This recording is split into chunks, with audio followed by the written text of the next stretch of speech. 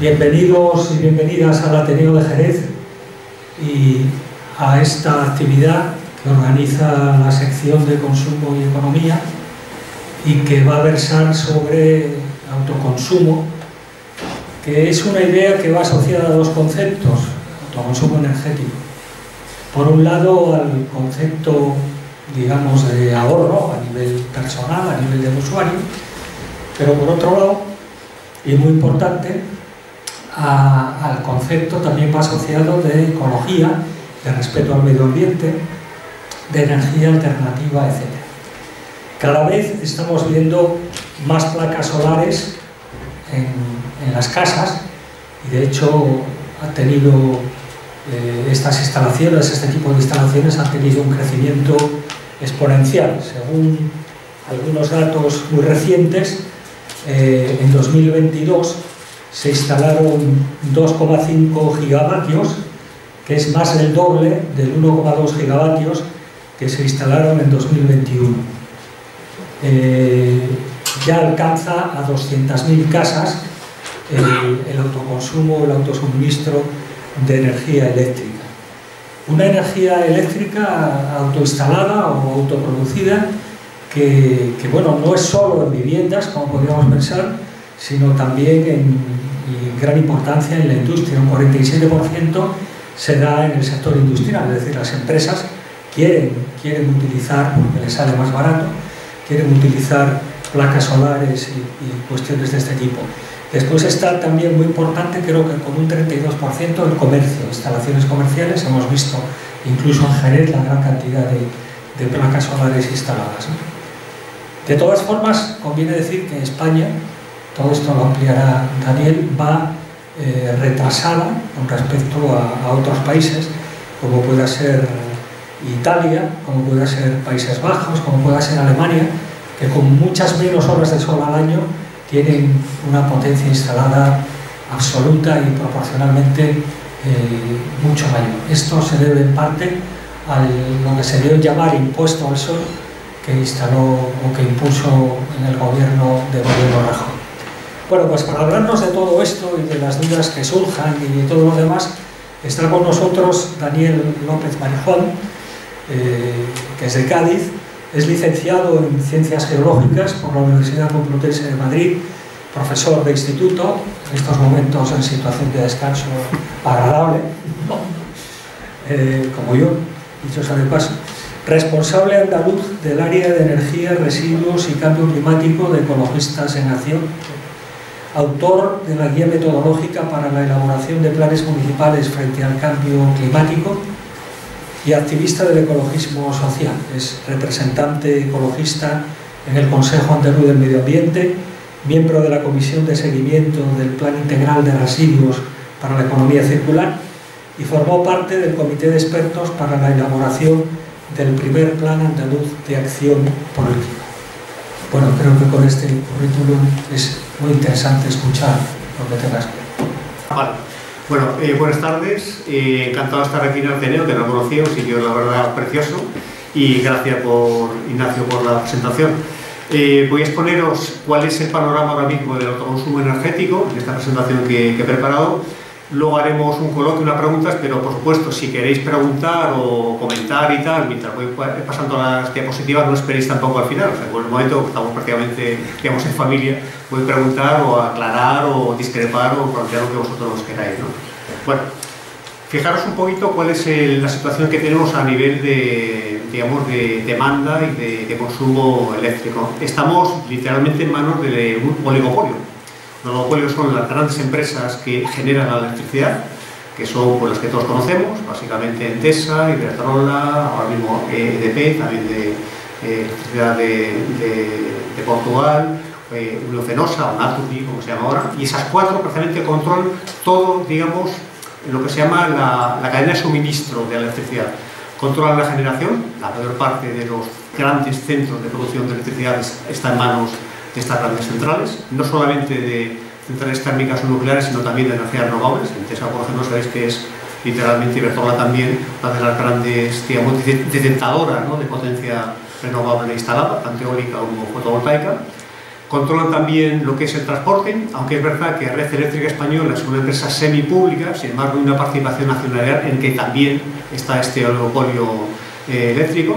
Controlan también lo que es la distribución, es decir, la electricidad se mete en alta tensión y luego ya para los centros de consumo se va bajando la tensión con los transformadores y se distribuye, ¿no? Esa distribución también está controlada por el oligopolio, ¿no? Pasamos ya a nivel de usuario y los que nos venden la electricidad, lo que se llaman las comercializadoras, aunque hay comercializadoras independientes, de hecho, por ejemplo, en Cádiz es una empresa pública o semipública, es Electricidad de Cádiz, pero también la inmensa mayoría de las grandes comercializadoras que ahora mismo están captando clientes, haciendo ofertas temerarias, ofertas a la baja solamente para robar clientela, también son de gran oligopolio eléctrico. Y luego, evidentemente, los usuarios, por así decir, los que necesitamos consumir electricidad, porque es un bien básico, lo mismo que es el agua, lo mismo que son los alimentos, no quizá con esa vulnerabilidad, pero también, hablamos por ejemplo también de la gente que no puede pagarlo y está en situación realmente de vulnerabilidad y dependencia energética, porque no puede cocinar, no puede calentarse o hace tanto frío, o no puede combatir los golpes de calor en verano, ¿no? Entonces la electricidad es un bien básico. Entonces ese bien básico está arrebatado por este gran oligopolio que se controla directamente el mercado y el que impone directamente las condiciones para que nosotros seamos, pues, literalmente súbditos o paganos. Entonces, ¿a qué ha venido el autoconsumo? Pues, digamos, a dar la vuelta a la tortilla, a empoderar, por utilizar esta palabra, a los propios ciudadanos y, por lo menos en una parte de ese pastel, por ejemplo, empezar a arrebatarle cuota de mercado y empezar a ser ya lo que nos llamamos prosumidores, es decir, lo que somos ya productores de electricidad, porque tenemos nuestro panel fotovoltaico, por ejemplo, pero al mismo tiempo consumidores. Y entonces establecemos una posibilidad, por ejemplo, no de, digamos, disputar las reglas del juego porque están dadas, pero por lo menos sí de conseguir que no tengan esa situación de dominio absoluto, especialmente de monopolio en la práctica, que es el mercado de electricidad. Luego, además, fijar el sistema de precios, que es lo que precisamente hemos asistido y hemos padecido, sobre todo este último verano, ¿no? Y todo el año pasado, que es un sistema muy complicado. El sistema, no voy a entrar en ello porque llevaría mucho tiempo explicarlo y tal, pero bueno, como seguramente habéis escuchado, simplemente es que la última oferta del último suministrador de electricidad es el que fija el precio del mercado, que generalmente suelen ser las centrales térmicas de gas natural, que es el precio más alto, con lo cual al final obtienen lo que se llaman beneficios caídos del cielo y incrementan directamente, sobre todo con el incremento del gas fósil a raíz de la guerra de Ucrania y de la dificultad de suministro, pues experimentos y subidas del precio de la electricidad como los que tenéis aquí, ¿no? No sé si lo veis ahí directamente, la pantalla es pequeñita, pero os explico. La pantalla, la línea azul es entre el año 19 hasta finales del año pasado lo que ha ido subiendo la electricidad. Fijaros que alcanzó picos muy altos de prácticamente de 200 y pico euros en megavatio hora, pero afortunadamente con las políticas que implementó el gobierno Sánchez hemos conseguido doblegar esa curva y efectivamente hemos visto que ya tenemos unos precios, vamos a decir, no aceptables, pero sí razonables, que es lo que veis en esa curva decreciente que sigue bajando. A diferencia, por ejemplo, de países hermanos nuestros, Alemania y Francia, están representados, en los que como no han hecho esa especie de mercado ibérico de electricidad que implantó el gobierno Sánchez, sobre todo y con el gobierno portugués, pues el precio se está disparando y sigue todavía el precio de 300 o 400 euros el megavatio hora. ¿Por qué? Porque, repito, esa subasta, pues una subasta eléctrica que entra todos los días a competir, son las energías, las centrales de generación de energía eléctrica más caras, que son las centrales de gas ciclo combinado, como las que tenemos aquí en Arcos, aquí de Iberdrola, las que fijan el precio de la electricidad. Es lo mismo, como ha dicho alguien con una metáfora, como si tú vas a comprar, por ejemplo, en el mercado, pues carne de pollo, vas a comprar huevo, vas a comprar carne ternera, vas a comprar jamón ibérico y al final te cobran todos los productos por el precio que has pagado por el kilo de jamón ibérico. Pues en el caso de la electricidad es lo mismo, es un sistema marginalista que es literalmente aberrante y que la ministra Rivera está intentando modificar, pero como es una directiva que viene directamente de Europa, hasta ahora solamente ha podido hacer pequeños recortes, ¿no? Este es un poquito el panorama, ¿no? Y estos son los culpables, para poner nombres a aquellos y poner cara directamente, falta aquí EDP, pero bueno, son los consejeros delegados, son los presidentes los que literalmente fijan lo que son las reglas del juego de forma, pues casi se puede decir como forma tramposa, porque tiene esa posición de predominio en el mercado y hace pues, que prácticamente nuestro margen de maniobra, incluso el margen de maniobra del propio gobierno, sea bastante limitado y bastante reducido, ¿no? Con lo cual pues tendremos prácticamente que completar esta expresión, esta norma conocida de la física y de la energía, se crea y se destruye porque efectivamente se factura, y se factura muy bien. Los beneficios son millonarios. Tenemos más que repasar las cuentas de resultados de estas compañías del año pasado y tal, y estamos hablando no de centenares sino de miles de millones de euros, ¿no? Literalmente de beneficio, ¿no? Y efectivamente son un peligro, ya digo, por esta situación de predominio del mercado y de imposición de las reglas del juego frente a las cuales nosotros somos pues, David frente a Goliat, ¿no? Y luego otra situación también bastante perniciosa, bastante tóxica, que también conoceréis, y es lo que se llama, en definitiva, la puerta giratoria, ¿no? Como para pagar los beneficios obtenidos y las ventajas también conseguidas por parte de los gobiernos, sobre todo autonómicos, los gobiernos centrales, al final, cuando dejan la vida política, muchos de los políticos entran dentro del accionariado o dentro del equipo dirigente de estas compañías eléctricas de las que estamos hablando. Esto es algo conocido, pero también os he puesto ahí esta imagen para que veáis situaciones, la verdad, literalmente obscenas, ¿no? Y realmente escandalosas de cómo hay una especie, yo no digo que sean ya puertas giratorias, sino auténticas camas redondas entre lo que es la política activa, tanto del PP como del PSOE, son los dos grandes partidos que tienen esta colusión, ¿no? Esta especie de maridaje entre la política y la empresa, y también otros partidos, como por ejemplo el PNV, ¿no? En el caso, por ejemplo, de Repsol es también evidente, ¿no? Y bueno, en el caso, por ejemplo, de este Antonio Carmona, el otro día le echaron directamente, solamente por incompetencia de Iberdrola, ¿no? Que era también un consejero delegado, ¿no? Bueno. Entonces, frente a esto, los colectivos sociales, colectivos de consumidores y ecologistas sobre todo, son, podemos decir, también son acciones de vecinos, pero básicamente ecologistas y consumidores, sobre todo Farwa, que es la organización más potente y más cañera, pues lo que hemos planteado siempre es intentar hacer frente a esta situación de imposición y de abuso, se puede decir, ¿no? Y entonces, efectivamente, pues se han hecho muchas campañas y las reclamaciones a la hora de reivindicar este autoconsumo y esta posibilidad de ser productores, por tanto controladores también de la propia energía que consumimos. Ojo, estamos hablando de energía eléctrica, ¿eh?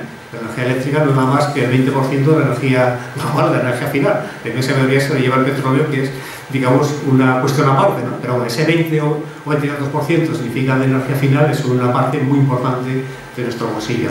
Pero las reivindicaciones sociales o ecosociales, podemos decir, de estas movilizaciones que ha habido pues, en muchos sitios de todo el país, sobre todo en Madrid, quizá, y en Barcelona, donde más movilización ha habido, pues la tiene resumida en esos 5 eslóganes que resumen muy bien lo que reivindicamos, ¿no? Desde la llamada sociedad civil o de la sociedad civil organizada. Primero, no practicar los cortes a los suministros básicos, suministros de electricidad y de agua. En este caso estamos hablando de electricidad. Sabéis un caso también muy escandaloso, muy obsceno, el caso de la Cañada Real de Madrid, por ejemplo, que son un grupo de vecinos que llevan viviendo toda la vida, y sin embargo, como hay determinados enganches que son ilegales, lo que ha hecho directamente la compañía suministradora es cortar el suministro de electricidad a las, no son 2 o 3 mil familias que viven directamente ahí, en ese sitio, ¿no? Literalmente buscando echarles y presuntamente también buscar esa recalificación de una antigua cañera real para que pueda ser recalificada urbanísticamente, ¿no? Esto es lo que evidentemente no se debe consentir. Es verdad que hay un bono social eléctrico, pero ese bono social no cubre todas las necesidades, y algunos ayuntamientos como el de Cádiz, que intentaron hacer un bono particular, por ejemplo, pues la verdad que no consiguieron. Entonces, al final, esa vulnerabilidad energética o esa situación de dependencia frente al suministrador, literalmente el no garantizarte, por ejemplo, un suministro básico vital, que lo tenemos garantizado, por ejemplo, en el caso del agua, en el caso de Cádiz, por ejemplo, o de Cádiz, garantiza que a nadie se le va a cortar el grifo solamente por el pago, por no tener capacidad adquisitiva. Esto no lo hemos conseguido, por ejemplo, en la electricidad, cuando la electricidad, el suministro eléctrico es un bien también básico, o debería serlo. No está reconocido en los derechos sociales de las Naciones Unidas, por ejemplo, a diferencia del agua, que la última Carta de las Naciones Unidas sí ha reconocido el acceso tanto al saneamiento como al agua potable como un bien de primera necesidad que debe ser garantizado como un derecho social. Sin embargo, fijaros que el tema eléctrico no, y la electricidad, repito, que es un bien, o debe ser un bien básico, ¿no? Las tarifas justas para todas las personas. Hasta ahora, por ejemplo, también había una situación de, digamos, podemos decir, de abuso, porque, como seguramente sabéis, que lo que pagamos en el recibo de la luz, menos de la mitad son realmente lo que realmente consumimos. Lo que se factura son pues impuestos, tasas, determinadas cuotas fijas, etc. Entonces, claro, lo que habría que intentar, y lo que también reivindicamos, es que toda la parte tarifaria, la parte sustancial, sea efectivamente energía, kilovatios hora consumidos, y quitar, por ejemplo, que todavía colea, pues aparte de impuestos, tasas, cuotas fijas y tal, lo que hacen es encarecer la factura. Y también, ayer en un reportaje escuchaba por televisión, intentar también aquilatar bien la potencia contratada. ¿Por qué? Porque las encuestas que se han hecho es que mucha gente no conoce cuántos son los kilovatios de potencia que pagamos todos los meses religiosamente que tiene contratada, y muchas veces esa potencia está sobredimensionada, es un gasto inútil porque nunca vas a llegar a ese tipo de consumo, y es algo que debería también propiciarse desde las propias compañías, ¿no? El que la potencia esté ajustada a lo que son consumos habituales, ¿no? Y por tanto regular ese consumo eléctrico. El tema del aislamiento y de la rehabilitación energética es un tema vital. La inmensa mayoría del edificio, de todo el edificio, se construyó aquí hace ya muchas décadas, cuando no había ningún tipo de, digamos, de requerimiento de aislamiento acústico y aislamiento térmico, con lo cual pues, los edificios literalmente pierden frigorías en verano y calorías en invierno a chorro, literalmente, por estar bien aislado, ¿no? Es verdad que hay ayudas, pero habría que hacer un programa mucho más ambicioso del que tenemos en la actualidad para que se hiciera una rehabilitación energética, para tener una situación de confort, por un lado, y por otro lado también de ahorro de eficiencia energética, para evitar pues, que la calefacción, sobre todo, o la refrigeración, se vaya por todos los poros, ¿no? La cuarta reivindicación es lo que estoy hablando todo el rato, que sea un sistema eléctrico democrático, no lo es, como os he comentado anteriormente, ciudadano y ambientalmente justo. Ambientalmente justo quiere decir que seamos capaces, por ejemplo, de controlar, digamos, toda la cadena de suministro, no solamente lo que es la parte final, ¿no? La parte del consumo, y que también, digamos, las tarifas estén dimensionadas o estén acompasadas en lo que es el poder adquisitivo de cada familia, ¿no? Que no se le priva a ningún hogar, por ejemplo, el suministro excedía solamente por carencia de recursos económicos, ¿no? Y luego, pues, lo que voy a hablar ahora, también el tiempo que me queda, no solamente de autoconsumo, sino también de comunidades energéticas o comunidades ciudadanas de energía. Es una fórmula también legal novedosa, que también poquito a poco, voy también a comentar o informar de algunas experiencias que tenemos ya en nuestro país, incluso en nuestra comunidad, también en Andalucía, que son muy exitosas. Es decir, algunos ciudadanos, también a veces poderes locales, municipales, que se alían para ponerse de acuerdo y efectivamente montar allí una instalación fotovoltaica o hidráulica incluso, o eólica incluso, para ser productores y generadores de electricidad directamente y beneficiarse de esa electricidad limpia generada.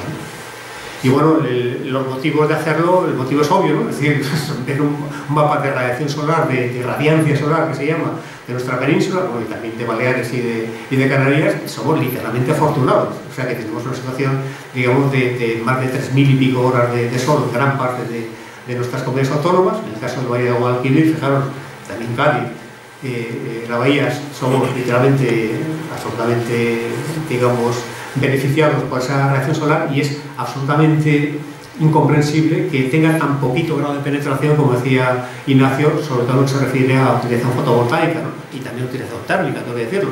Los paneles para agua caliente sanitaria y así y tal son también un poquito excepción y no la regla, ¿no?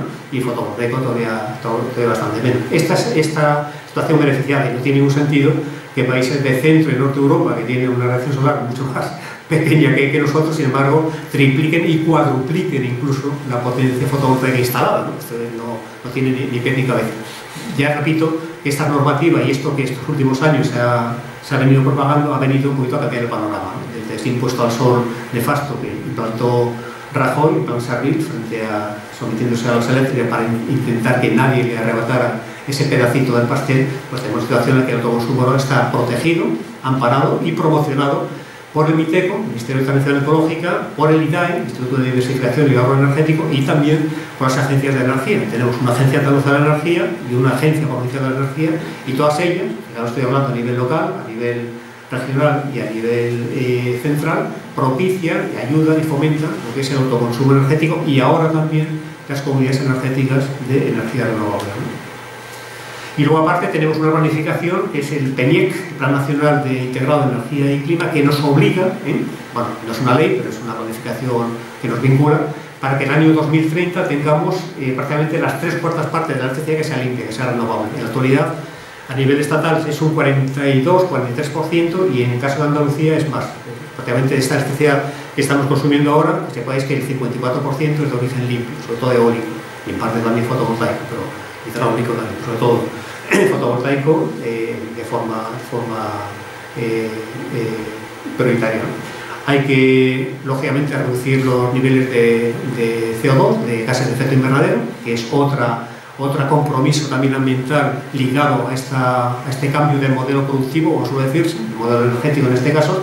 ¿Por qué? Porque sabéis que si no queremos superar ese grado centígrado y medio de temperatura, que es lo que nos dicen los científicos y el IPCC, que no podemos sobrepasar en esta década, en 2030, digamos, los empates y todos los efectos del cambio climático se nos van a volver en contra de forma completamente incontrolable.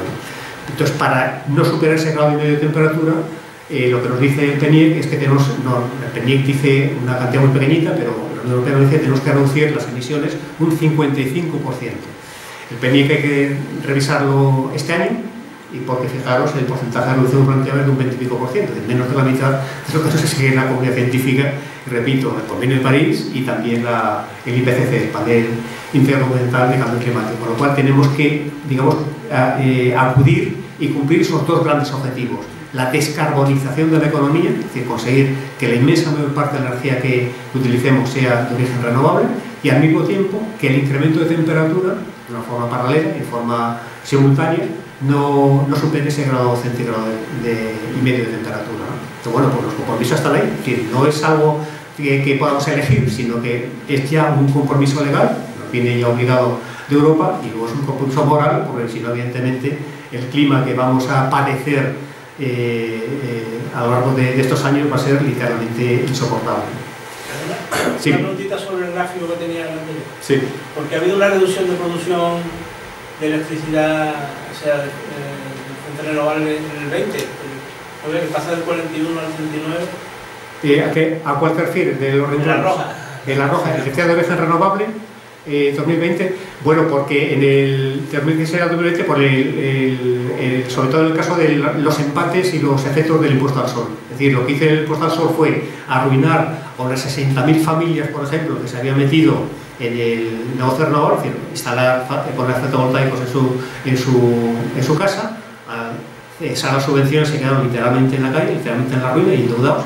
Y luego también al impuesto al sol, que lo que hizo fue prácticamente disuadir incluso a pequeños y medianos instalaciones industriales, comerciales y tal, para poner fotovoltaicos, con lo cual ha habido una situación de impasse que afortunadamente ya se ha superado y estamos en vías de superación, ¿no? Vale.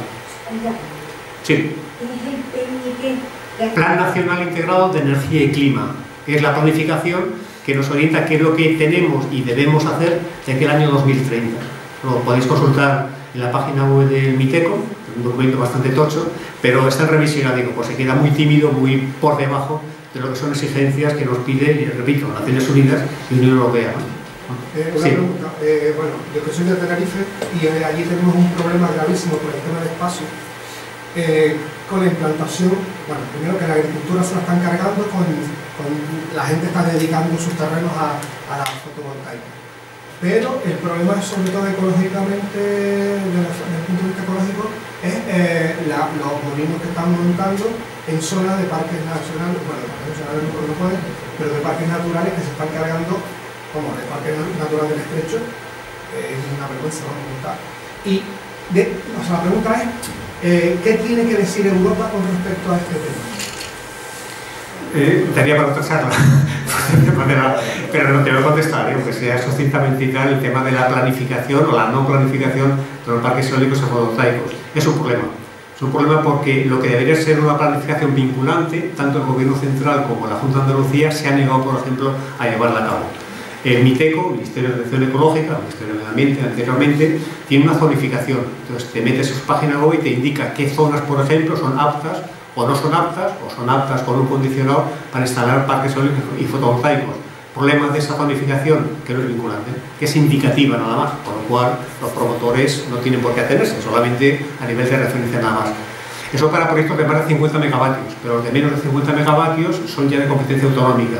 Lo decimos en la Junta de Andalucía.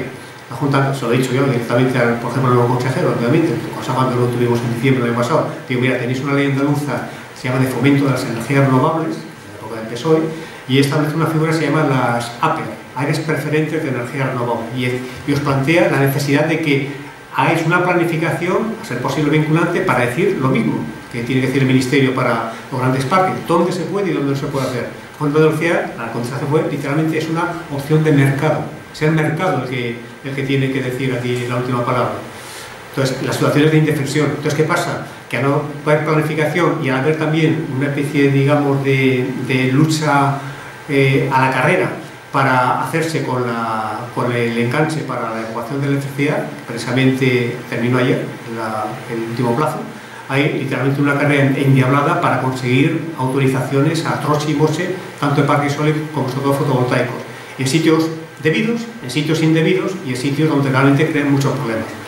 Ahora, ayer mismo, por ejemplo, una plataforma que se llama Aliente, Alianza por la Energía del Territorio, hizo una entrega en el Parlamento de miles de firmas pidiendo, con el lema este de energías renovables sí, pero no así.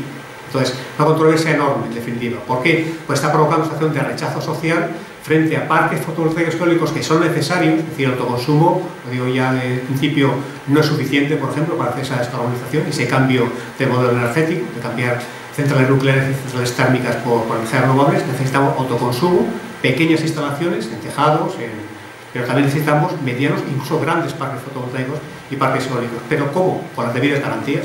Lo que, por ejemplo, en el caso de la energía eólica marina, solamente habréis oído hablar porque ha habido proyectos por aquí pululando, en la bahía de Cádiz, en Almería, etcétera, es obligatorio. Ahí, como es una zona de dominio público marítimo terrestre, y el Ministerio sí se arroga la obligación de que esa zonificación, se llama los POEM, los planes de ordenación del espacio marítimo, sea obligatoria, sea vinculante. Es decir, se puede instalar solamente donde diga el Ministerio. Entonces decimos, bueno, ¿y por qué en la energía eólica marina sí y en la energía eólica terrestre no, y en la energía fotovoltaica tampoco no, que es solamente indicativa? Situación, por lo tanto, de desmadre absoluto, efectivamente. Entonces está pagando justo por pecadores. Hay promotores eólicos, promotores fotovoltaicos que intentan hacer las cosas bien, pues lo intentan hacer, por ejemplo, la agrofotovoltaica, simultanear, por los problemas que ha habido aquí en el marco de Jerez, de instalar parques fotovoltaicos y eólicos en sitios inapropiados, en sitios de marco de viñedo y tal, pero que intentan, por ejemplo, o bien simultanear la explotación agrícola con la explotación de energía renovable, o por lo menos hacer algún tipo de compatibilidad, ¿no? Entonces, eso es, digamos, la excepción que confirma la regla. En vez de parte de los parques, por ejemplo, en muchos casos, aunque muchos tienen una denegación, una declaración ambiental negativa, realmente están generando impactos ambientales y sociales también muy graves. De hecho, por ejemplo, están provocando también el despoblamiento rural en muchos casos. ¿Por qué? Porque muchos, la situación de un poquito de penuria que tienen los agricultores por el encarecimiento de los suministros en materias primas básicas. Entonces, si un promotor te ofrece, por ejemplo, una renta vitalicia, por lo menos, para que tú vendas o alquiles, por ejemplo, ese terreno agrícola, pues muchos agricultores dicen, yo me quito problemas y tal, recibo la mención, si te he visto no me acuerdo, despoblamiento rural. La España llaman vaciada, o España despoblada, se puede llamar, también lo está propiciando esa mala implantación del desarrollo fotovoltaico. Pero si queremos optar a lo que nos plantea el PNIEC, por ejemplo, que es esa implantación de renovables, por ejemplo, de gigavatios para eólica y fotovoltaica, necesitamos parques eólicos y parques fotovoltaicos. Pero la situación, vamos, termino con la contestación, que haya podido contestar a tu pregunta, es de un desmadre absoluto, y además está creando quiebras dentro del propio movimiento ecologista y dentro del propio movimiento ciudadano. De hecho, por ejemplo, con varios ecologistas que plantean una moratoria, por ejemplo, para todo tipo de parques fotovoltaicos. Yo creo que sería un error absoluto. Como yo les digo, mira, sería exactamente igual que lo que hizo Rajoy, pero por argumentos contrarios. Es decir, sería un parón absoluto a toda la situación del negocio, de la empresa y del trabajo que genera ahora mismo la eólica fotovoltaica, que son decenas de miles de puestos de trabajo, y empresas, que muchas de ellas son pymes, por ejemplo, que no aguantarían, por ejemplo, un año y medio o 2 años, por ejemplo, de parón o de moratoria, como estoy reclamando.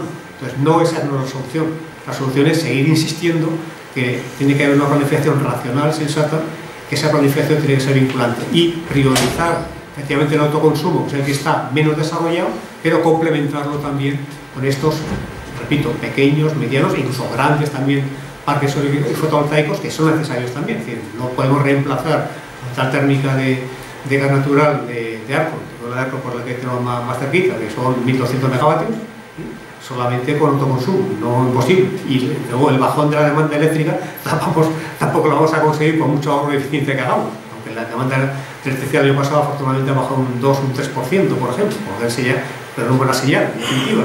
Pero, en definitiva, para resumir toda esta cuestión, el tema energético es un tema terriblemente complicado, fíjate que hay factores técnicos, factores sociales, factores psicológicos y tal, y realmente se están adoptando las soluciones alternativas, pero de forma, digamos, muy fragmentaria, vamos a decirlo así, de forma integral, que sería lo suyo, por así decirlo, ¿no? Vale. Bueno, continúo. El impuesto de autoconsumo ya lo hemos comentado, voy a intentar ir un poquito más rápido para luego dejar el coloquio lo más importante. Tampoco voy a entrar en lo que es un panel fotovoltaico, que hay diferentes dispositivos. El sistema es solamente utilizar, ojo, no la energía calorificada del sol, sino la energía radiante del sol. Entonces, otro mito también. Es que si no hay sol, entonces no hay electricidad. Pues sí hay electricidad, lo que pasa que hay menos.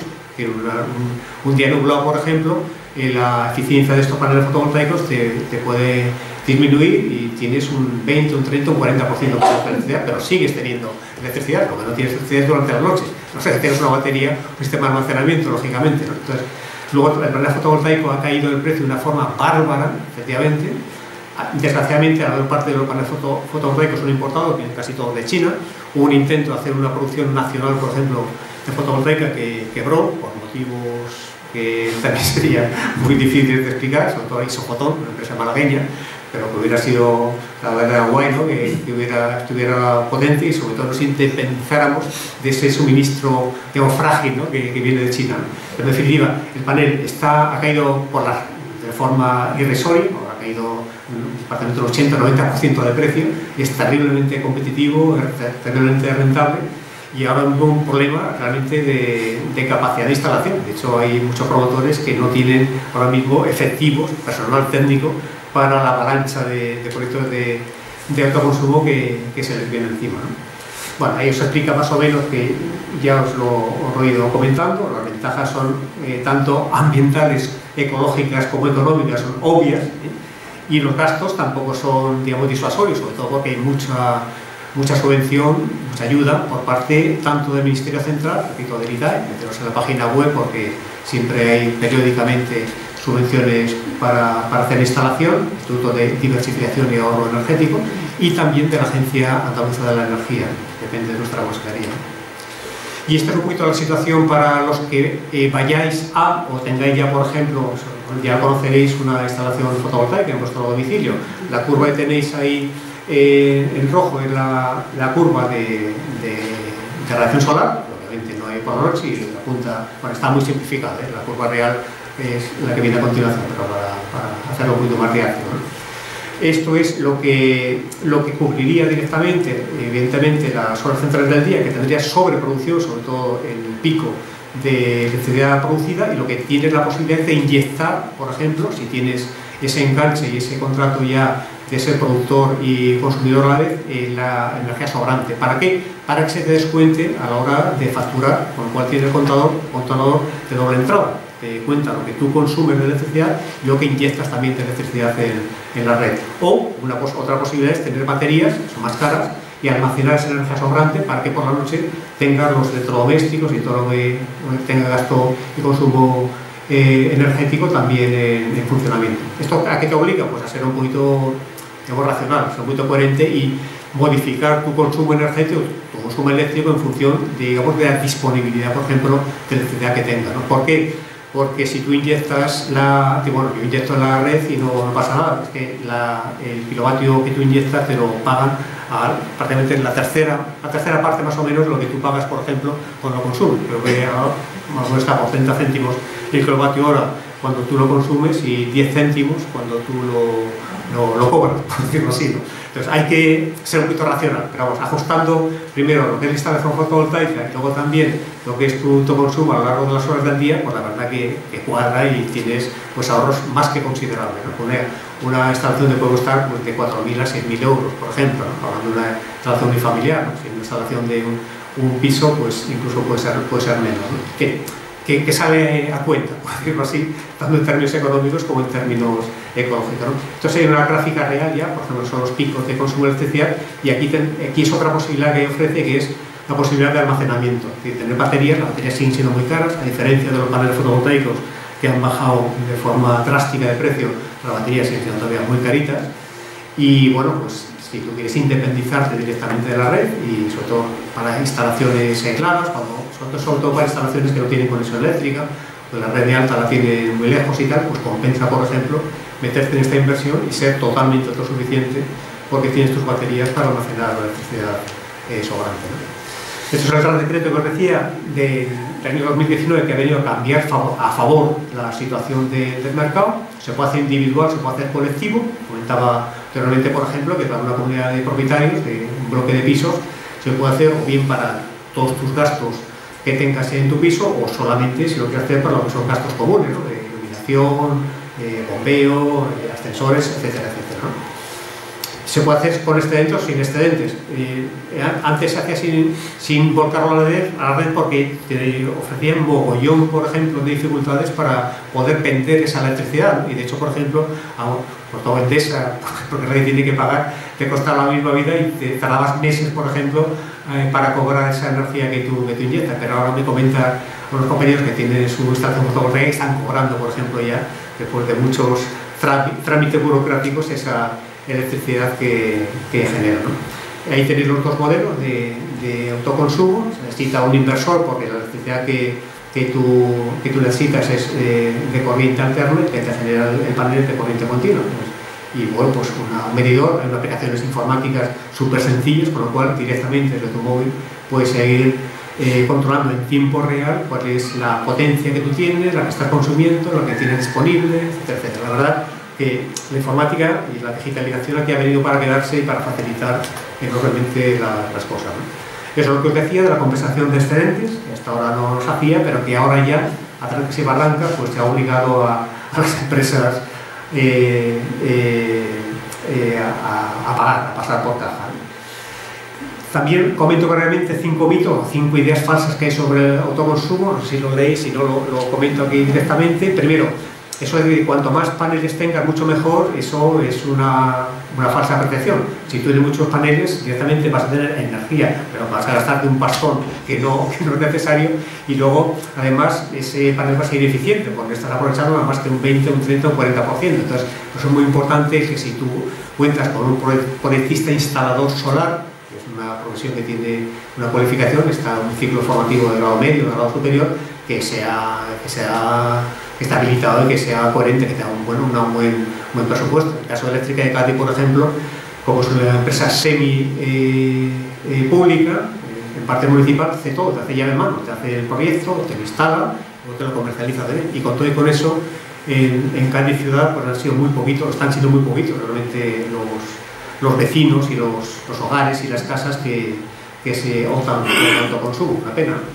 Luego, otro mito es que los paneles requieren de mantenimiento muy exigente. Mentira. Bueno, aquí tenemos el problema del Levante con todo el polverío que trae, que desde cuando conviene limpiarlo, pero un panel, hombre, se degrada a cabo de los años, pero la vida media de un transformador fotovoltaico puede ser de 20, 30 hasta 40 años, por ejemplo. Lógicamente va decayendo lo que le eficiente, pero sigue siendo perfectamente útil. Vas a tener cuidado de no regarlo, no machacarlo, de limpiarlo de vez en cuando. Pero vamos, el agua y en todo caso el jabón blando lo hace maravilla, ¿no? Puedes tener perfectamente operativo, ¿no? Tercero, si tengo placas solares, cuando no haya sol, no voy a tener luz. Pues no, ya hemos dicho que no. Tú puedes tener o bien el sistema, ya digo, de dosificar, por ejemplo, ese consumo, o bien tener un sistema de almacenamiento de baterías, con lo cual te independizas, por ejemplo, de esas horas nocturnas o de esas horas invernales, ¿no? Por ejemplo, en que hay poquitas horas de luz, ¿no? Otra, el consumo no es para todo el mundo. Bueno, efectivamente necesita una inversión importante, pero tampoco es una cosa de una inversión disparatada, por ejemplo, sobre todo con las ayudas y las subvenciones que ofrecen los organismos públicos, y luego también con los descuentos que te hace el propio ayuntamiento. Si Jerez también, pero casi todos los ayuntamientos te hacen un descuento en el IBI, por ejemplo, si tienes instalación fotovoltaica, ¿no? Pero bueno, pues una medida, por ejemplo, para facilitar o promover también el autoconsumo fotovoltaico. ¿Se tarda mucho en rentabilizar el gasto de las instalaciones? Pues no, también, con el precio que ha bajado pues, prácticamente al cabo depende de lo que hayas instalado, pero al segundo o al tercer año, por ejemplo, puede ser realmente ya rentable y haber amortizado el coste de esa instalación. Con lo cual, fijaros que no hay argumentos en contra, prácticamente ninguno, para poner una instalación fotovoltaica en tu casa, ¿no? Esto es lo que comentaba Ignacio antes, que se ha quedado desactualizado. Esto es, en la gráfica de la izquierda tenéis lo que ha subido el autoconsumo en España en los últimos años. Ahí solamente hasta el año 2020, 2000 años, 2020 había solamente 600 megavatios instalados. En la actualidad, por ejemplo, estamos por los 2000 y pico. Y se calcula, por ejemplo, que podemos llegar prácticamente a los 5000. Y los 9000 megavatios o 9 gigavatios que plantea el PNIEC otra vez como objetivo para el 2030 van a ser superados con creces. De hecho, en la revisión del PNIEC está hablando de que el objetivo debe ser unos 14 gigavatios como mínimo, por ejemplo, con lo cual es un éxito rotundo del autoconsumo, a pesar, ya digo, de todas las trabas que hemos tenido, pues con problemas de suministro, problemas de confinamiento, etcétera, etcétera, con problemas de encarecimiento también de muchas materias primas y tal, pero en este caso ya digo que el autoconsumo es potente y resistente, no ha sido muy afectado, ¿no? Estas son las previsiones que se han quedado soletas a nivel de comunidades autónomas y fijaros, en Andalucía pues tenemos un potencial pues enorme, ¿no? Y tenéis todo tipo de información a vuestra disposición. Yo os he traído algo para que, sobre todo los que tengáis ya encierro, tengáis ya instalados o propósito de instalar autoconsumo, sepáis dónde consultar. Esta es una hoja de ruta del Ministerio que la podéis cargar de la web del Ministerio, del Miteco, miteco.es, y es completísimo. La verdad que ahí te informa al detalle, ¿no? Y otra posibilidad de autoconsumo es, ojo, no solamente de la fotovoltaica, sino de cualquier tipo de electricidad limpia. Por ejemplo, puede ser a partir de energía hidráulica. Ahora, por ejemplo, que muchos embalses, la base hidráulica, ¿no?, que genera electricidad a partir de energía hidráulica, ha caducado la concesión. Sería muy importante, y los ayuntamientos más avispados, por ejemplo, están consiguiendo rescatar esa concesión y hacerlo con comunidad energética local. Con lo cual, incluso pequeños envases también, no tiene por ser una presa, puede ser agua fluyente, poner por ejemplo una bomba y efectivamente utilizar esa hidráulica para un pueblo, para una comarca, incluso porque no por una vivienda familiar. También se permite el autoconsumo, también para energía hidráulica, o también, por ejemplo, para la eólica. Es verdad que un aerogenerador aislado es mucho menos eficiente que un parque eólico, los aerogeneradores pequeñitos no son muy eficientes, pero también, por ejemplo, para bombeo, para regadío, para un agricultor, le puede ser rentable, por ejemplo, meter un aerogenerador y meter autoconsumo. Y termino ya, si queréis, con el tema de comunidades energéticas, que es un poquito lo más novedoso, sobre todo porque prácticamente son dos directivas comunitarias de hace un par de años y tal, que están ya empezando a transponer a la normativa española. Se llaman comunidades energéticas renovables y comunidades ciudadanas de energía, que consisten, para decirlo muy rápidamente, pues eso, en personas que se asocian, bien personas individuales, personas jurídicas, como ayuntamientos, o cooperativas, o sociedades anónimas laborales, que la figura es amplísima, para colaborar, para, entre todos, por ejemplo, rentabilizar una instalación fotovoltaica o una instalación de energía limpia. Efectivamente, prorratear, por así decir, entre todos, los beneficios, los servicios y la electricidad, por ejemplo, que genera. Bueno, ojo, lo he dicho antes, que el autoconsumo te mantiene siempre un límite de 500 metros de cercanía, de proximidad, entre los que son beneficiarios de ese autoconsumo. Para comunidades energéticas lo mismo, lo que pasa es que esa normativa ha prometido el Ministerio que la va a cambiar, dice que lo va a ampliar hasta 2 kilómetros, con lo cual incluso, fijaros que un barrio entero, por ejemplo, puede ser una comunidad energética local, me estoy refiriendo a Jerez, que es, como sabéis todos vosotros, un municipio mogollón de disperso, ¿no? Pero me han dicho, el otro día me decía gente de Aguas de Cádiz que quiere poner una comunidad energética, en este caso municipal, que parece ser que va a ser 1500 metros, el límite que van a poner para que esta comunidad energética renovable sea factible, sea legal, lo cual es un brindis para que, repito, a todos los niveles, incluso con apoyo municipal a ser posible, pues se pongan comunidades ya energéticas de renovables. ¿Habéis levantado la mano? Es que no entendí, o sea, sí. La entrada de energía eléctrica tiene que estar a más de 500 metros. No. Los que están asociados, por ejemplo, para hacerse instalación de autoconsumo renovables, tienen que no estar más lejos de 500 metros en la actualidad. Pero con la nueva normativa que está a punto de salir, dicen, se va a ampliar hasta 1500 metros, que ya es una dimensión potente, ¿no?, para no meter tantos topes, ¿no? Ahí lo tenéis también explicado, más o menos. Bueno, beneficios ambientales, sociales, etcétera, pues son obvios. Y el beneficio financiero, pues también, estás al final ahorrando una factura de electricidad que, dependiendo de cuál sea tu nivel de consumo, pero aquí en Cádiz puede alcanzar el 40, 50, 60 o 70% incluso de la electricidad consumida, incluso en el verano hasta más, ¿no? En invierno un poquito menos, entonces claro que compensa, ¿no? ¿Qué es? Pues se lo explica, la cercanía, el hacer las conexiones tanto en hábitat rural como en ciudades, como en barrios. La forma jurídica es variadísima. Por ejemplo, el otro día escuché una experiencia preciosa también de un pueblecito de la Sierra de Huelva y tal, lo han hecho solamente con una figura jurídica de una asociación. La asociación es directamente de personas individuales que se han consorciado, por así decirlo, pero hay otras que pueden ser cooperativas, puede ser también un grupo municipal, etcétera, etcétera. Bueno, los beneficios son obvios.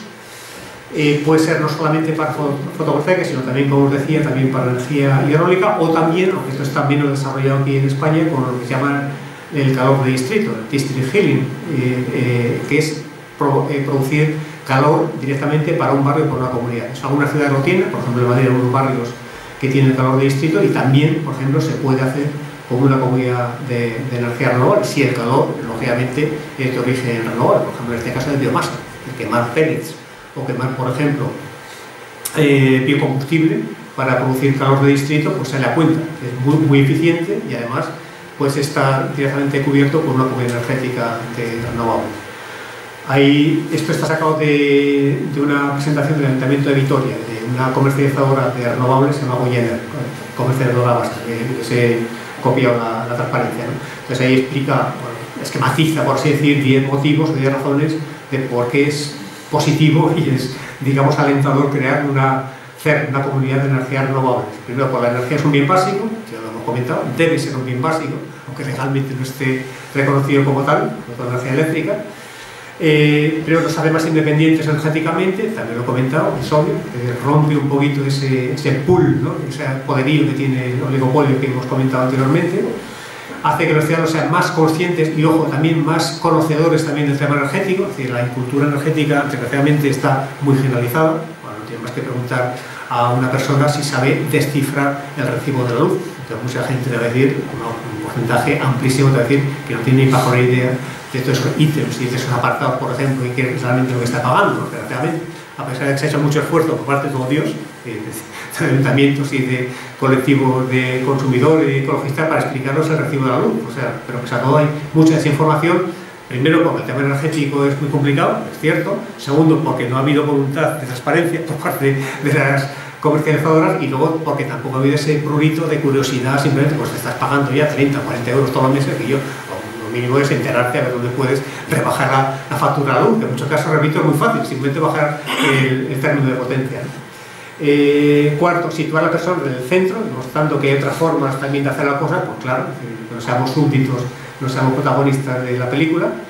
Es una herramienta para mitigar el cambio climático, ya lo ha dicho Daniel. Si tú cambias una electricidad que sabes que te viene de sabe dónde, de la térmica de carbón de los barrios cuando funcionaba, ahora está cerrada, de la térmica de gas natural de Arcos, de la central de Almaraz, por ejemplo, de Extremadura, que esa electricidad también está conectada con Andalucía, ojo, o también de energía renovable, pues aquí tienes ya un control directamente de que estás tú produciendo parte de esa energía que estás consumiendo. Aprovechar recursos locales, y el sol sí es un recurso ampliamente distribuido, pero que se aprovecha de forma local. Haces frente a la pobreza energética, es decir, consigues que la gente tenga esa posibilidad, por ejemplo, de rebajar su factura, por lo cual hacer la inversión, que es todavía bastante importante, porque sea bastante menor lo que tiene que pagar de electricidad cada mes, ¿no? Fomentar la participación social, sobre todo si el proyecto de autoconsumo se hace de forma participativa, ojo, porque ahora, comentaba también anteriormente, muchas de estas grandes empresas están metiéndose en el negocio de autoconsumo, de boicotearlo, de forma descarada además, y digo, de imponerse impuesto al sol. Ahora, por ejemplo, muchas de las ofertas de consumo son tremendamente ventajosas, incluso, me comentaba, incluso a pérdida, intentando rescatar o conquistar, por ejemplo, personas que tienen autoconsumo y quitándoles, por ejemplo, de otras comercializadoras municipales o de empresas más locales, como esta de Goyener, ¿no? O sea, una auténtica competencia desleal, ¿no? Se está haciendo a saco, ¿no? De hecho, veis anuncios, por ejemplo, de autoconsumo de Iberdrola y de Endesa de una página entera, los periódicos, ¿no? Porque leemos los periódicos todavía en prensa, ¿no? Los vemos ahí un día sí y otro también, ¿no? Entonces es muy importante esto, efectivamente, cuando hagamos ese proyecto de autoconsumo, cuando queramos hacerlo, intentar dar esquinazo a las ofertas supuestamente ventajosas de las que nos han hecho la puñeta, nos han hecho precisamente pagar por encima de lo debido, ¿no? En la factura de electricidad durante tantísimos años, ¿no? Fomenta la participación en proyectos colectivos, como digo, y son construidos entre todas, conforme está claro, ¿no? Fomenta un poquito lo que es la participación. Ahí se explica más o menos cómo hacer la hoja de ruta. Esta presentación os la dejo, o sea, si alguno quiere ya un poquito digerir más despacio y más en detalle, pues ahí podéis ver todos los pasos, ¿no? El papel de las instituciones públicas es fundamental, sobre todo ayuntamientos. En el caso de este pueblo de Sierra de Huelva, que se llama Valencina de León, me parece. Arroyo de León. Arroyo de León y tal, lo han hecho directamente a saco, a pelo. Es decir, sin contar, solamente ha contado con el colegio del pueblo que les hace los techos para poner estas fotos de los demás, lo han hecho directamente a pelo, y además estuvo la arquitecta, que es una arquitecta del pueblo, que era que estuvo todo el rato y contó que con una participación con reuniones periódicas, consensuando todas las iniciativas, buscando financiación y tal. La verdad fue un ejemplo absolutamente modélico, ¿no? Y más casos de éxito, ahí tenéis alguna, ¿no? En Hernani tenéis una, en el río Monachil, por ejemplo. Si visteis, por ejemplo, el programa de los reporteros de Canal Sur del último, ven una experiencia muy bonita en un pueblo del Valle de Genal, que ahora mismo no me acuerdo cuál es, que han puesto también una comunidad energética y tienen toda la electricidad 100% renovable, aprovechando directamente paneles fotovoltaicos y también un bombeo hidráulico que viene del río Genal. Han puesto unas bombas también para la electricidad hidráulica, paneles fotovoltaicos también en los talleres que tiene el pueblo y toda la electricidad es 100% renovable. Al mismo tiempo tiene una oferta para hacer coworking y para que los nómadas digitales trabajen en el pueblo, con lo cual están yendo muchos guiris. Vive en un sitio paradisíaco, está en pleno ahí al lado del pleno parque natural, y luego encima tiene el purrito de que toda la electricidad que están consumiendo es renovable, o incluso se puede meter dentro de esa comunidad energética del hogar. Es decir, chapó absoluto, es decir, prácticamente lo han cubierto completamente todo, ¿no? Es decir, que veáis que no es ya, bueno, son iniciativas pioneras, pero que ya hay bastante camino ya andado, ¿no? Con el tema de comunidades energéticas renovables, ¿no? Y también aquí, como veis en Andalucía, por ejemplo, este pueblo de Huelva, este pueblo de Málaga. Tenéis este informe también de Greenpeace, que está muy interesante también, os digo, lo tenéis en su página web, también lo podéis también descargar para tener más orientaciones. Hay página de YouTube también que podéis consultar, y luego más financiación y también más apoyo normativo, apoyo legal. Pues el último ha sacado nuestro gobierno Sánchez, pues que llama más seguridad energética, es decir, que como os decía antes, va a incrementar, es una promesa, yo digo que hasta ahora no ha plasmado una normativa, pero bueno, esperemos que no le incumpla, ¿no? Los 500 metros, para que sean por lo menos 1.500 metros de la generación del consumo, que las comunidades energéticas renovables se van a poner en ciudades, en pueblos, en todos los sitios, y bueno, pues yo creo que esto puede revolucionar completamente todo el panorama bastante desastroso del sistema eléctrico de nuestro país, ¿no? Termino ya con esto. En definitiva, llamada a hacer las cosas bien, y que no solamente hay que oponerse a nuestros enemigos y adversarios, sino también ser propositivo y plantear temas que se pueden y se deben llevar a cabo. Sobre todo en este caso, por ejemplo, consigue una rebaja económica, consigue un empoderamiento ciudadano, por decirlo así, trabajo social importante, y consigues también favorecer y contribuir, por ejemplo, a hacer frente al cambio climático. Entonces, los motivos para meterse en este cambio y esta transformación energética son más que evidentes, ¿no? Necesitamos una reforma estructural, ese cambio del modelo productivo, esa expresión tan tópica que le gusta repetir a Moreno Bonilla, pero en este caso hacer la realidad, no quedar solamente puro postureo, como es el caso de lo que nos proclama nuestro presidente de la Junta, que conseguir efectivamente, pues, sobre todo, ya digo, rebajar el precio de la electricidad y conseguir que ese bien básico no solamente sea básico, sino que sea asequible y que sea también sostenible. Y con eso ya termino. ¿Vale?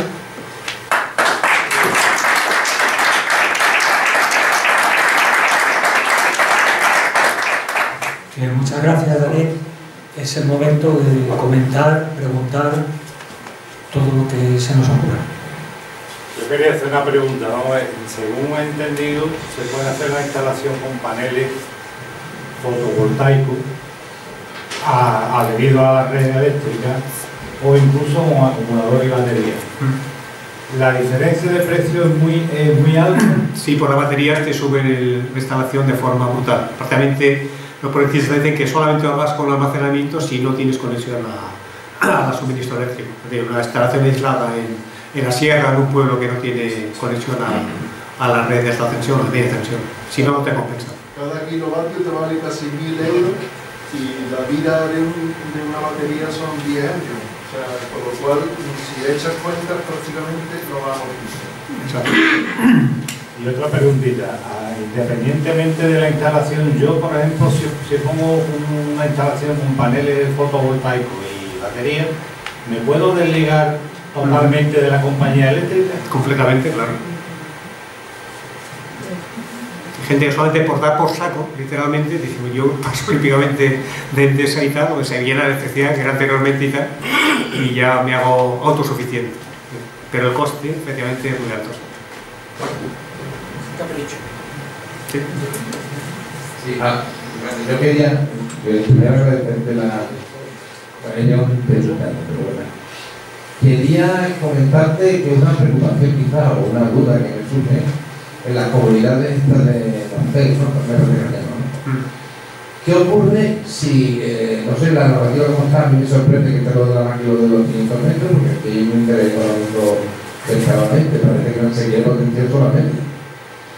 ¿Qué ocurre si imaginemos que una barriada o unos bloques de viviendas deciden suministrar, hacer esta opción, optan por esta opción, pero no todos los vecinos quieren?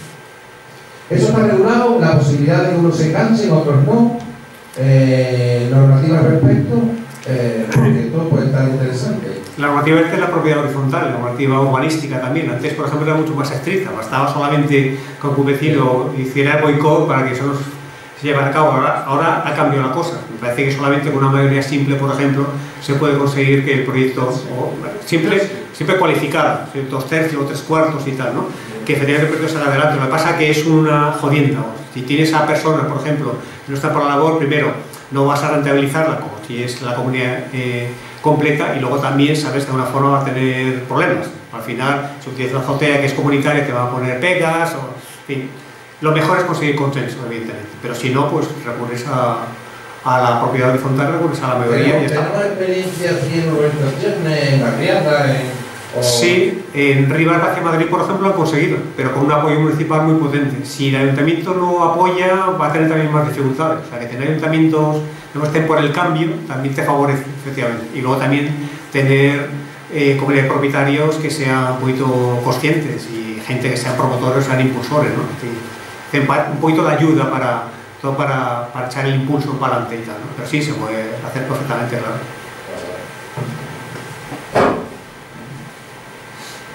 Manolo, el otro Manolo. Perdona, era sobre esto mismo. Entiendo que, por la pregunta que tú has hecho, que en un mismo bloque puede haber personas que consuman de la comunidad energética y otras que no. Igual que en un pueblo, entiendo que puede haber personas que participen. Arroyomolinos está planteado así, ¿no? Que hay vecinos que están sumados a la cooperativa y otros muchos que no. Yo, por traslación a lo que es una vivienda en bloque, me figuro que será posible técnicamente, ¿no?, que haya consumo separado, diríamos. Tú estás en la comunidad energética y tú consumes de la comunidad. La pregunta, la más mía, era en relación a si conoce alguna experiencia, aunque no sea andaluza o española, de aprovechamiento de, se me ha ido el nombre, del mar, vamos, energías marinas. Exactamente, ¿no? Sería motivo para otra charla también de la energía marina, pero también te contesto rápidamente. Bueno, del mar puedes aprovechar energía del oleaje. Es la que yo estaba hablando, o sea, la del vaciado, por ejemplo, de algunos esteros que tenemos aquí abandonados, por ejemplo, y convertirlos en... Bueno, te comento. Energía marina, pues energía del oleaje, energía undimotriz se llama, se la están experimentando en Motrico, en País Vasco, con buenos resultados, pero es un plan piloto, y también en Canarias, por ejemplo, ¿no? Es decir, aprovechar las olas, ojo, no cuando rompe, ¿no? Si las olas sabéis el movimiento oscilatorio, entonces a subidas y bajadas, a través de Envols, tú puedes poner con presiones y distensiones, y eso convertirlo finalmente en electricidad, ¿no? Los dispositivos están ya patentados y están a la disposición del municipio, del público que lo quiera poner en práctica, pero son procesos muy experimentales. Está la energía de las mareas, que sería no tanto poner como la típica la central esta de la RANS, ¿no?, que tiene un estuario, por ejemplo, y una presa, y aprovechar las subidas y bajadas del nivel del mar, sobre todo ahí de la parte de Normandía, que son tremendos los coeficientes de marea. No sería solamente con bomba, con hélices sumergidas que aprovechen, por ejemplo, movimientos de flujo y de reflujo, precisamente también para generar electricidad. Es decir, una especie de aerogenerador, pero en vez de utilizar el viento, utilizar las corrientes del agua. Esa, efectivamente, se podría utilizar. Y la tercera sería corrientes oceánicas. Esta es la más potente y la que, desde el punto de vista, por ejemplo, está totalmente no digo evaluada, sino desconocida por completo. Sabéis que en el estrecho de Gibraltar hay dos corrientes que se cruzan. Sale una corriente potentísima de energía de agua salina del Mediterráneo, que pesa más y va por el fondo, y la reemplaza, por ejemplo, una corriente también potentísima de menos salina, por ejemplo, también por arriba. Si tú consigues, por ejemplo, con dispositivos flotantes, utilizar por una especie de turbinas esas energías que se cruzan, a la profundidad que tú quieras, etcétera, tendrías una potencial, por ejemplo, de generación de electricidad absolutamente bestial. Es verdad que el sitio es muy complicado, porque todos sabemos que el estrecho tiene, aparte de afecciones ambientales, tiene una relación marítima brutal, pero como dispositivo prototipo, yo pienso que sí se podría, por ejemplo, aprovechar la energía de las corrientes marinas. Aquí en el estrecho, que es mundial, seguramente tenemos las corrientes oceánicas más potentes del mundo, y está totalmente infrautilizadas. Y luego estaría la eólica marina. La eólica marina, por ejemplo, hay un mogollón de proyectos. El que conocéis solamente es el que se conectaba en la bahía de Cádiz, frente a la Caleta y tal, un proyecto fraudulento, no tenía ningún viso de viabilidad y tal, pero la eólica marina ya no se pone fija, sino es una energía marina flotante, con lo cual una de las pegas que tenían proyectos, por ejemplo, como el mar de Trafalgar, que se quiso poner en Barbate y que todo el mundo se puso en contra, salvo nosotros, los ecologistas, verdes y Greenpeace, se fracasó completamente, y otro también que hubo en Chipiona, también fracasó exactamente por lo mismo, por la posición social, ¿no? Pero el hándicap que tenían es que como tenían que ser fijas, no podían alejarse mucho directamente a la línea de costa, con lo cual el impacto visual era muy grande. Como ya la tecnología avanza en los últimos años una barbaridad, la mayor parte ahora, bueno, casi todos los proyectos de eólica marina que hay son flotantes, y tú puedes alejarte de la costa todo lo que tú quieras, y directamente, digamos, la afección visual ya la minimizas de forma drástica. Entonces hay proyectos, he visto ya algunos bastante interesantes, muy bonitos, por ejemplo uno en Carboneras, para aprovechar la central térmica de carbón, que está cerrada también, como la de los barrios y tal, convertirla en una energía eólica marina flotante, y aprovechar también para generar hidrógeno, porque esa electricidad se puede utilizar también para romper la molécula de agua y generar hidrógeno verde, efectivamente. Entonces el proyecto es muy interesante, pero estamos pendientes de que salgan los POE, los paneles de ordenación del espacio marítimo, que son los que tienen que decir, como decía anteriormente, vinculantemente, dónde se puede y dónde se puede poner. Ha salido el mes pasado la evaluación ambiental estratégica de los POE, y desgraciadamente es súper restrictiva, pero no en el sentido ambiental, sino en el sentido pesquero. El Ministerio da más importancia y da prioridad, un poquito escandaloso, pero es verdad, a la pesca de arrastre sobre la eólica marina. Entonces, como este proyecto, por ejemplo, de Carboneras, es una zona que es de faenar de pesca de arrastre, el proyecto se va literalmente a garete, desgraciadamente. Ese proyecto era muy razonable. Y hay más proyectos, hay Finisterre y otro proyecto de eólica marina, muy potente, las corrientes son el viento de brutal, y también otro en Gerona, el Mar de Rosas, y también en Canarias. O sea, proyectos hay muchísimos. Ahora mismo, por ejemplo, todos los promotores están esperando como agua de mayo que salgan los POE para saber realmente dónde pueden, por ejemplo, poner la eólica marina, porque también el PENIEC nos exige también un horizonte de eólica marina bastante potente, y actualmente no hay ni un solo parque eólico marino instalado en nuestro país. Ahora sí, se fabrica muchísimo. Sabéis que Navantia y varias empresas del metal, por ejemplo, fabrican los jackets, las estructuras de soporte de los parques eólicos marinos del Mar del Norte y de Mar Báltico, ¿no? Pero es a lo que hemos llegado, y tenemos aquí todo para la eólica marina. Tenemos lo que llaman el know-how, ¿no? Tenemos la tecnología, tenemos la mano de obra, tenemos la zona portuaria, que es donde se fabricaría, además, podemos fabricarlo también aquí en la zona portuaria de Cádiz, en el puerto de Carboneras, o en el puerto de Motril. Tenemos prácticamente los suministros básicos, a diferencia de la fotovoltaica, que decía que viene de China. Todos los componentes, por ejemplo, de un parque marino son de tecnología y patente española, por decirlo así, con lo cual no tiene ningún sentido ese rechazo social visceral que ha habido por parte de muchos de mis compañeros, hablando como opinión mía, por parte de Eólica Marina y sobre todo de esa inhibición que han tenido todos los gobiernos. El POIN tenía que haber salido hace ya un año y sin embargo el Ministerio sigue todavía esperando no sé a qué sacar los planes de ordenación del espacio marítimo. Y si hablo de la Junta de Andalucía ya es de pena y dolor, ¿no? En el último consejo nuevamente se lo dice, ¿por qué demonios no saca ya una ordenación directamente sobre la Junta de Andalucía? Se pone literalmente de perfil. Nunca ha dicho ni que está a favor ni que está en contra de la Eólica Marina. Ahora sí, hablar de revolución verde a nuestro presidente se le llena la boca, ¿no? Pero eso al final se queda totalmente en humo, no se queda ningún compromiso energético real. Con lo cual, energía marina, lo llama la economía azul, también es otro paradigma ahora muy en boga y tal, la verdad que tiene mucho futuro por delante, futuro y espero que presente, ¿no? Sobre todo el tema de eólica marina, sin duda, aunque haya muchas dificultades y tal, la energía eólica marina va a seguir progresando y también nuestro país, no me cabe duda, estará un año, 2 años y tal, pero va a seguir para adelante. Y las otras, la ondimotriz, las mareas y tal, yo creo que van a ser más o menos de acompañamiento, pero no creo que sean energías potentes. Mi opinión, ¿eh? En primer lugar, agradecerte que hayas compartido con nosotros tus conocimientos, con los ciudadanos, sobre todo por un tema como el de la luz o el de la electricidad, que nos preocupa tanto. Ya sabemos que el autoconsumo está en boga, está de moda, o por lo menos en el Facebook, en todos sitios aparece ahora mismo, pero yo pienso, no es demasiado idílico ese proyecto de autoconsumo individual o comunitario, teniendo presente los intereses de los oligopolios. Es decir, la pregunta sería, ¿qué estrategia tienen las grandes multinacionales para que este proyecto pues no se vea, no sea una realidad? Gracias. Han cambiado de táctica, como he comentado anteriormente, de boicotearlo de forma descarada, con el impuesto al sol, han entrado directamente a saco en el negocio. Ahora mismo, la mayor parte incluso de los proyectos de autoconsumo están propiciados, ojo, a veces con otro nombre, porque a veces para hacer la comercialización se disfrazan de otro nombre, pero al final están las grandes empresas ahí detrás, ¿no? Y otras no.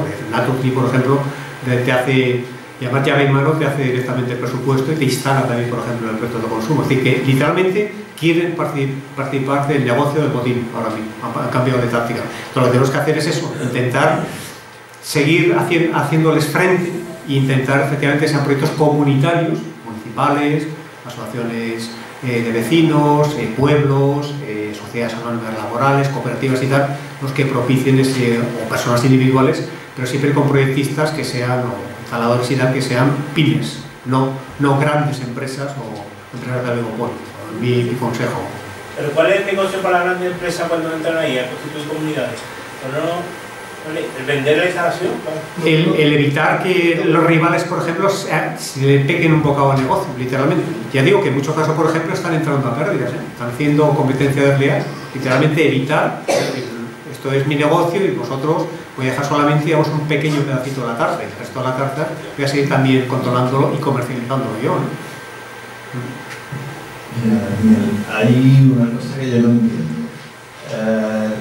Yo soy cooperativista de una empresa suministradora en Cataluña. De Son Energía, yo también. Son Energía. Me garantizan de que yo tengo energía limpia, suministro de energía limpia. ¿Esto cómo funciona? Sí, funciona por una acreditación. Entonces, en algún caso, muchas comercializadoras te acreditan, por ejemplo, Eléctrica de Cádiz, para no ir más lejos, que toda la electricidad que venden es de origen renovable, pero no deja de ser una especie de acreditación, por así decir. En el caso de Son Energía, la acreditación viene respaldada porque somos, digo porque el precio de Son Energía, que sea solamente consumidor, no generador, pero tenemos, por ejemplo, instalaciones fotovoltaicas, Son Energía, en Andalucía y también en Cataluña. Y tenemos también a una planta de biomasa y también a una presa hidráulica, por ejemplo, con lo cual, como también es generadora de electricidad, en el caso de Son Energía, te lo digo para que no tengas un poquito de temas así de problemas un poquito de contradicción o ideológica y tal. Efectivamente sí, Son Energía, por lo menos gran parte de la electricidad que comercializa tiene un origen renovable. Y en otro caso simplemente certifica que esa electricidad que comercializa tiene un origen renovable, pero no dejas una certificación por la ISO no sé cuál, que te lo hace la AENOR, la empresa de acreditación, pero que no viene respaldada sobre todo, ya digo, si la comercializadora no es generadora de electricidad. Se ha hablado también mucho del tema de la fotovoltaica. ¿Qué pasa con la eólica? Porque aquí, vamos, quizás tenemos 2 días así también. ¿Es menos económica? ¿Cuál es el problema? Digo, a nivel, yo por ejemplo tengo una casa aparte, una adosada, una casa, pues podría montar perfectamente un molinillo arriba en la azotea, ¿o no? El problema de la eólica necesita superficies muy lisas y libres de obstáculos, todo lo contrario que en una ciudad. Con lo cual, instalar un molino, por ejemplo, en un sitio que esté habitado, tiene cantidad de turbulencia, interferencia y tal, y sale, no digo que no sale rentable, sale muy poquito rentable. Fíjate, por ejemplo, que la eólica marina, por ejemplo, es mucho más rentable que la eólica terrestre, o sea, es mucho más cara. ¿Por qué? Porque la superficie del mar no tiene rugosidad ninguna, con lo cual la eficiencia, por ejemplo, pues es incluso el doble. Entonces, si tú eso lo trasladas, por ejemplo, ya a tierra, y en tierra no son un terreno como son parques eólicos, realmente al principio cogían líneas de cumbre, como cogieron en Tarifa, ¿no? Porque arruinaron todo lo que fue el Parque Natural de Cornocales y tal, ahora ya lo hacen de forma un poquito más prudente, ¿no?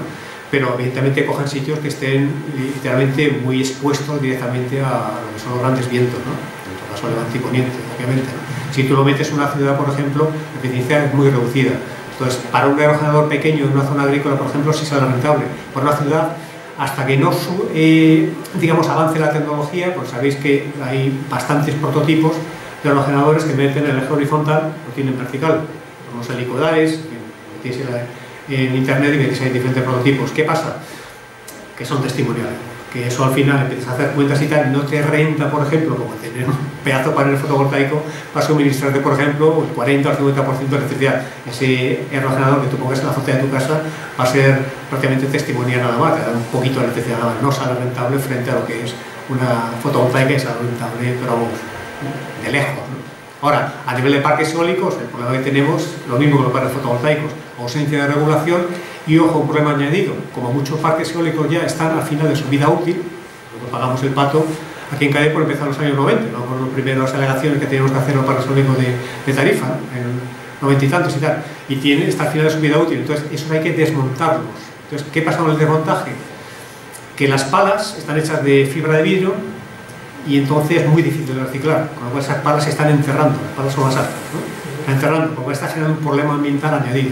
Entonces están intentando investigar a ver si esas material de composites, de fibra de vidrio, material que es bastante complicado de gestionar y tal, se puede, por ejemplo, reciclar y utilizando otra vez el paradigma de la economía circular, no llevarlos a un vertedero. La verdad son imágenes, la verdad que lastimosas cuando ves el mogollón de palas y todas enterradas y tal en un vertedero y tal, y no darles primero darles un reciclaje o incluso también lo que se llama el repowering, la repotenciación del parque eólico, es decir, sustituir los aerogeneradores esos pequeñitos de poquitos kilovatios que además giraban muy deprisa, a uno de celosía incluso, sean horripilantes, aerogeneradores más grandes, son más silenciosos, son menos impactantes y sobre todo mucho más eficientes. Entonces te mantiene la misma potencia, pero en vez de tener, por ejemplo, pues 40 aerogeneradores, sustituir solamente por media docena de aerogeneradores, cada uno de 4 o 6 megavatios, ¿no? Con lo cual amortizas, le das más vida a ese parque eólico, al mismo tiempo minimizas el impacto ambiental y te quitas también los aerogeneradores que han quedado completamente obsoletos. O sea que el tema eólica sí, tiene todavía vida para rato, pero hay que hacerlo bien. Por ejemplo, alguna de las repotenciaciones que han hecho en el Cabrito, por ejemplo, en las sierras estas de Tarifeta, nos hemos opuesto porque ahí es que no debe haber ningún parque eólico, ni bueno, ni malo, ni irregular, ninguno. Pues una zona realmente con una riqueza de migración de aves brutal, ¿no? Y el impacto sobre aves y sobre quirópteros, sobre murciélagos y tal, está comprobado, efectivamente. Se ha avanzado mucho también, ¿eh? Porque primero los aerogeneradores eran auténticas cuchillas de matar a los pájaros. Ahora, por ejemplo, son más lentos y luego también hay aplicaciones informáticas que te detectan, por ejemplo, la presencia no de bandadas, sino de un ave solamente, con lo cual te paran automáticamente el aerogenerador que puede interferir con ese ave. Se llama detect bird, detect pájaro en inglés, ¿no? La aplicación está utilizando ahora muchos parques eólicos en toda España y tal, ¿no? Y luego también incluso contratan en verano a muchos ojeadores que literalmente están con los prismáticos y tal, sobre todo en épocas nupciales, en épocas de migración y tal, para que literalmente manden para los aerogeneradores que interfieren y que pueden tener problemas de colisión y mortandad con aves. Con eso quiere decir que no soy que no estoy en contra de los parques eólicos, los parques fotovoltaicos, que creo que está claro, ¿no? Pero que la cosa hay que hacerlas bien, simplemente. Mira esa cosa, ¿no? Has dicho arquitecto, dice tu presente y futuro. Yo lo del futuro no lo sé, porque vamos a estar lento y no sé si vamos a tener futuro. Esto es significativamente importante y esto tendría que ser parte, que tú lo has dicho, fundamental del discurso, más allá de la economía, el dinero que te gaste la electricidad, que la gente empieza a plantearse esto, mucha gente porque le pica el bolsillo, no por esa cuestión. Yo, a lo mejor te hago una pregunta que no sé si tú vas a poderme responder, pero no sé si por aquí va porque tú que te mueves en este ámbito. ¿Para cuándo directrices europeas de obligado cumplimiento para los países miembros? ¿Para cuándo ayudas y subvenciones para los CER y para el autoconsumo que sean realmente eficaces? No una ayuda circunstancial y solicitado. Ya no hablo del importante sol que aquello fue vergonzoso. Hablo de avanzar hacia adelante legislativamente. ¿Eso está previsto? ¿No está previsto? ¿Hay movimiento? ¿No hay movimiento? Te contesto, de las comunidades energéticas renovables son 2 directivas comunitarias. Las directivas sabes que son de obligado cumplimiento. Hay que transponerlas directamente a la legislación española. Estamos pendientes de que esas directivas, que son, tengo la referencia si la quieres saber, de hace un par de años, se transpongan, por ejemplo, a un real decreto, un decreto ley, por ejemplo, ya de obligado cumplimiento, con lo cual ahí tienes la contestación. Es decir, cuanto se transponga esas 2 directivas, ya se obligado cumplimiento. Dinero. Problema, que fondos de Next Generation, muchísimos están yendo, por ejemplo, para parques fotovoltaicos o proyectos también de transición justa. Transición justa hay una financiación también brutal que está llegando al campo de Gibraltar por el cierre de la térmica de carbón, con lo cual dinero ahora mismo no es el problema. Dinero, al contrario, hay dinero a las puertas, pero está priorizando, por ejemplo, desgraciadamente para el hidrógeno verde. Casi todos los proyectos de financiación europea, potentes, de miles de millones de euros y tal, se van para eso dicho, ese enlace de supuesto hidroducto de Barcelona con Marsella, un mogollón de dinero, para el tema de almacenamiento por baterías también, para el coche eléctrico y subsidiariamente para energías renovables y tal, ¿no? Y para el hidrógeno, por supuesto, hidrógeno verde, ¿no? Con lo cual, habría que, esa taxonomía verde que llaman y tal, habría que intentar darle un poquito, un ligero vuelco, ¿no? Bueno, por supuesto, no meter el gas fósil y la energía nuclear como taxonomía verde, que está metida de forma fraudulenta, y luego también priorizar sobre todo a lo que son proyectos comunitarios como esto, lo que es autoconsumo. Por supuesto, financiar también otras líneas, sobre todo las que, por ejemplo, de Camarina, ¿no? De Camarina tendría que haber un discurso uniforme por parte de la Unión Europea, por ejemplo, para los parques eólicos marinos, pero todos se lo están llevando Escocia, Francia, Dinamarca y Alemania y tal, ¿no? Y ahí tiene que haber una financiación un poquito mejor repartida, por llamarlo así, ¿no? Pero sí, el problema no es el dinero. Aunque sea un tópico, en este caso el problema es ese dinero, distribuirlo bien. Yo quería hacerte 2 preguntas muy breves, una digamos micro y otra macro, ¿no? La micro, una comunidad o una cooperativa, una CER de energías renovables en una comunidad de vecinos, por ejemplo, supone algo así como una actividad comercial, una empresa. ¿Qué tratamiento fiscal tiene y qué complicación administrativa? No te puedo contestar, Ignacio, porque yo sé más de fiscalidad no soy ducho, ¿no? No, pero mi comunidad de vecinos que no te venga, no, pero tienes para... Sí. No, pero se ha facilitado mucho, por ejemplo, los proyectos no solamente de renovables, sino de autoconsumo, te pedían, por ejemplo, un proyecto de obra, por ejemplo, que fuera avisado incluso por un arquitecto técnico. Eso se ha suprimido. Solamente en el País Vasco, creo que es la única comunidad autónoma que te exige, por ejemplo, un proyecto a presentar al ayuntamiento y tal. Es una tontería, una declaración simplemente de lo que quieres hacer y ya está y tal. Compras, vendes y tal, no sé si... No, también se facilita mucho, sobre todo a nivel fiscal, sobre todo de facilitar y que no sean esos trámites tan engorrosos, que en muchos casos son los que estaban retardando o dificultando efectivamente que el autoconsumo se prestara, porque comentan, la gente se ha metido en autoconsumo, ahora está mucho más facilitado. El problema sobre todo lo tiene a posteriori, lo que es lo que comentaba antes de lo que es la retribución de la energía que tú inyectas en red. Eso cuesta la misma vida, pero que son trámites fiscales y trámites municipales, generalmente se facilita bastante en los últimos años, ¿no? Y sobre todo los que tienen ya ordenanzas fiscales, ordenanzas solares que se llaman, que el tema de fiscalidad lo tienen totalmente resuelto. Es decir, se favorece, sobre todo la vía más fácil suele ser la de rebajar, incluso suprimir el IBI, en los ayuntamientos más ambiciosos y tal.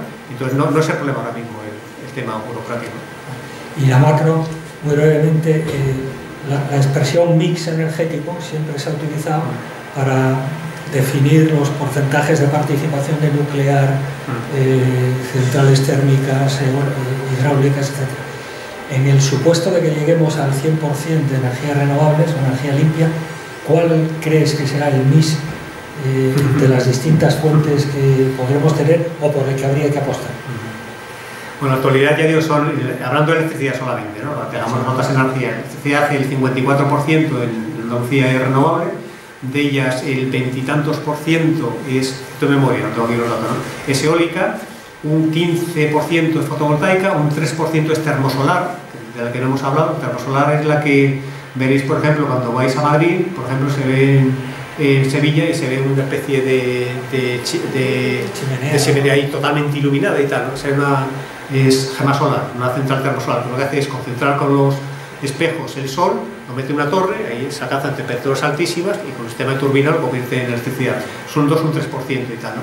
Está la hidráulica, que con la sequía que tenemos estos últimos años, la verdad, extremadamente es muy poquita, antes era mucho más relevante, y luego un poquito también de biomasa, es decir, de quemar, por ejemplo, restos de poda o de orujo, o de restos orgánicos, por ejemplo, para producir electricidad.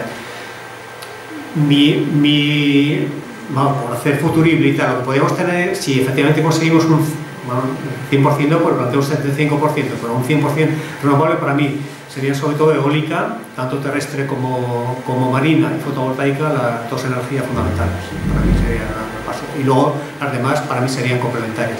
Incluso dentro de la solar, también la termosolar, que desgraciadamente la dejan completamente orillada, no sé por qué, y sin embargo, la verdad es más cara todavía que el kilovatio termosolar que el kilovatio fotovoltaico, pero bueno, tecnológicamente está súper probada, la tecnología es española también, con el ingeniero, por ejemplo, en Sevilla, son los que han hecho todas las patentes, por ejemplo, de la central esa de Sanlúcar la Mayor, que conoceréis también, yendo por la otra carretera, si vais a Madrid por la carretera que va por la Sierra de Huelva y tal, ¿no? Entonces esas centrales, que hay fotovoltaicas y también termosolares, la ha hecho Abengoa, aunque el tema de Abengoa económica está un poquito ahora a saber cómo, ¿no?